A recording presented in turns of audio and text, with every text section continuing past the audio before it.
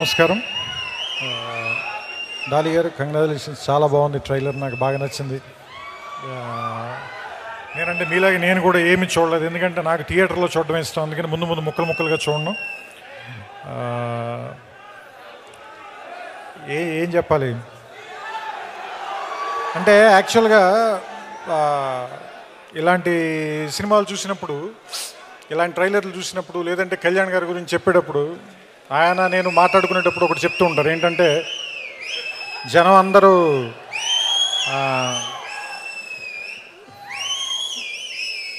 ఒకడెవడో వస్తాడు, వాడు వచ్చి మనందరికీ న్యాయం చేస్తాడు అని అనుకున్నప్పుడు, వాళ్ళు నా వైపు చూసినప్పుడు నాకేం గర్వంగా అనిపించదు. ఎందుకంటే ఇంకా ఎవడో ఒకడు వచ్చి న్యాయం చేయాల్సిన పరిస్థితుల్లోనే జనం ఉన్నందుకు బాధగా అనిపిస్తుంటుంది.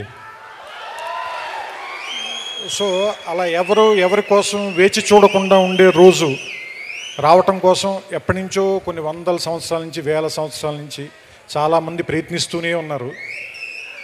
వాళ్ళ వరుసలో ఎక్కడో చివరి నిలబడగలిగే స్థాయి నాకు కూడా భగవంతుడు కల్పిస్తే అంతకంటే గొప్పది ఇంక మరేం లేదని చెప్తుంటారు ఆయన. ఎందుకంటే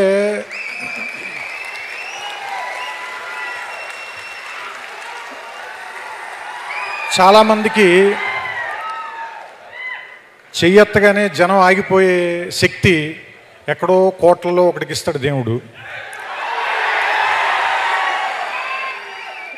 ఇటువైపు వెళ్ళమని చేయి చూపిస్తే అక్కడ ఏముంది అని కూడా ఆలోచించకుండా పరిగెత్తికి వెళ్ళిపోయేంత ప్రేమ, అభిమానం సంపాదించుకునే శక్తి ఎక్కడో కోట్లలో ఒకళ్ళకి ఇస్తారు. అలాంటి కోట్లలో ఒక్కడు పేరు మీకు తెలుసు, నేను చెప్పాల్సిన పని లేదు.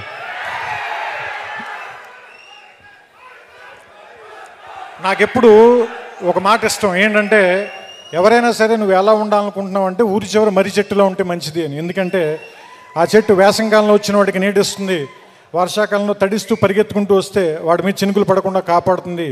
కానీ నువ్వెప్పుడు గుర్తించమని అడగదు అది నేను. అలా మౌనంగా దూరంగా ఊరి చివరి నిలబడి ఉంటుంది. నాకు తెలిసి నేను పవన్ కళ్యాణ్ని పర్సనల్గా తన మిత్రులకి కానీ, తనకి చాలా సన్నిహితులకి కానీ అంత మౌనంగా వెనకాల ఉండి సాయం చేయడం అనేది నేను నా కళ్ళారా చూశాను. ఎందుకంటే అలాంటివన్నీ కొన్ని మీతో పంచుకుని అవతల వాళ్ళని చిన్నగా చేయటం నాకు ఇష్టం లేదు. అందుకని నేను ఆ సంఘటనలు మీతో ప్రస్తావించట్లేదు అంతే. ఎందుకంటే ఒక మనిషిలో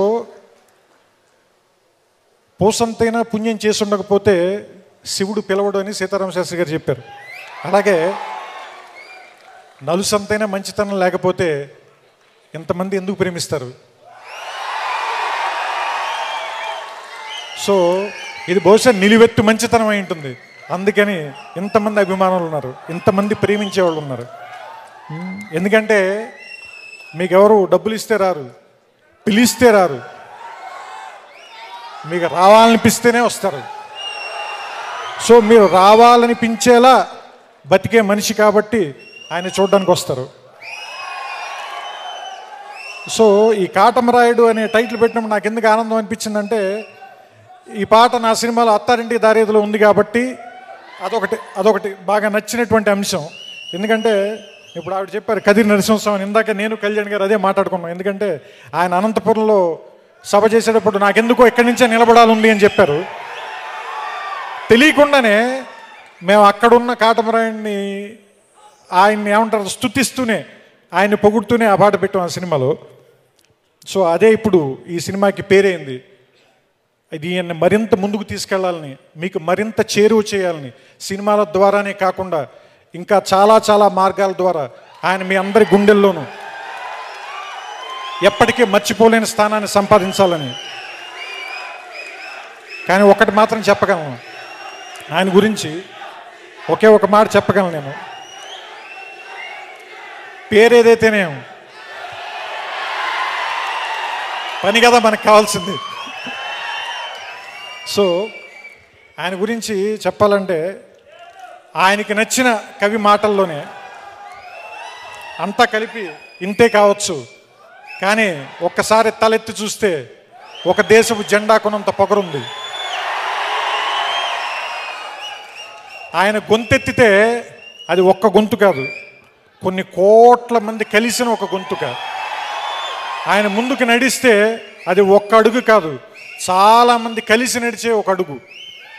సో ఆయన చేసే సాయం ఒక చేతి నుంచి వచ్చింది కాదు, కొన్ని కోట్ల మంది మీ అందరి చేతుల నుంచి కలిసి వచ్చింది. అందుకే దాని స్థాయి ఏదైనా కూడా చాలా పెద్దగా ఉంటుంది. సో ఆయన ప్రేమ, మీ అందరి అభిమానం మరింత ముందుకెళ్ళాలని, అది చాలా రకాలుగా సేవ రూపంలో మారాలని మనస్ఫూర్తిగా కోరుకుంటూ